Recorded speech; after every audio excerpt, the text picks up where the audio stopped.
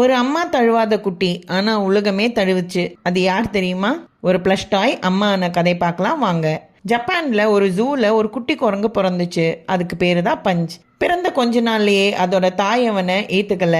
அந்த குட்டி குரங்கு அம்மாவோட வெப்பம் இல்லைன்னா அது உயிர் பிழைக்காது. அதனால ஜூ பணியாளர்கள் அவனை கையில் எடுத்து வளர்த்தாங்க. ஆனா அம்மா கொடுக்கற அரவணைப்பு யாராலையும் கொடுக்க முடியாது. அவன் தனியா உட்கார்ந்துட்டு இருந்தான். மத்த குரங்கு பக்கத்துல போனா மத்த குரங்கு அவனை கடிக்கிறதும் அவனை விரட்டுறதுமா இருந்துச்சு. அந்த நேரத்துல ஜூ பணியாளர்கள் அவன் கையில ஒரு பொம்மை கொடுத்தாங்க. ஒரு ஆரஞ்சு கலர் ஒராங்குட்டன் பிளஸ் டாய். அது அவனோட உலகமா மாறிச்சு. அந்த பொம்மை கூடயே தூங்கினான். அந்த பொம்மையை கட்டி பிடிச்சிட்டே நடந்தான். எங்க போனாலும் அந்த பொம்மையை கொண்டுட்டே நடந்தான். யாராவது அவனை தள்ளினா கடிச்சா ஓடி போய் அந்த பொம்மை கூட தான் உட்கார்ந்துக்குவான். அந்த பொம்மைய தனக்கு அரவணைப்பு கொடுக்கிற தாயா பார்த்தான். அந்த காட்சியை கண்டு மனிதர்கள் கண்ணீர் விட்டாங்க. இணையதளத்துல அவனோட வீடியோ வைரல் ஆச்சு. அவன் தனியால் இல்ல, உலகமே சொல்ல ஆரம்பிச்சுது. சில வாரங்கள்ல மத்த குரங்குங்க மெதுவா அவனை ஏத்துக்க தொடங்குச்சு. இப்ப அவனை தத்தெடுத்த ஒரு தாய் இருக்கு. அவனுக்கு இப்ப நிறைய நண்பர்கள் கிடைச்சிருக்கு. ஆனா இன்னும் அந்த பொம்மை அவன் கையில தான் இருக்கு. பஞ்ச் நமக்கு சொல்ற மெசேஜ் என்னன்னா,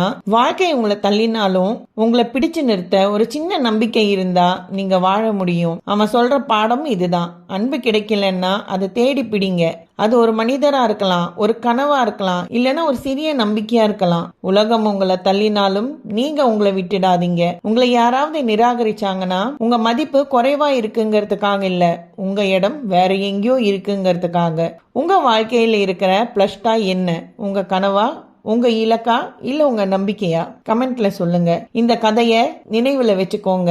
நீங்க தனியால் இல்ல. சப்ஸ்கிரைப் பண்ணி இன்னும் இப்படி உண்மை கதைகள் உங்களை வந்தடைய பெல் ஐக்கானை பிரஸ் பண்ணுங்க.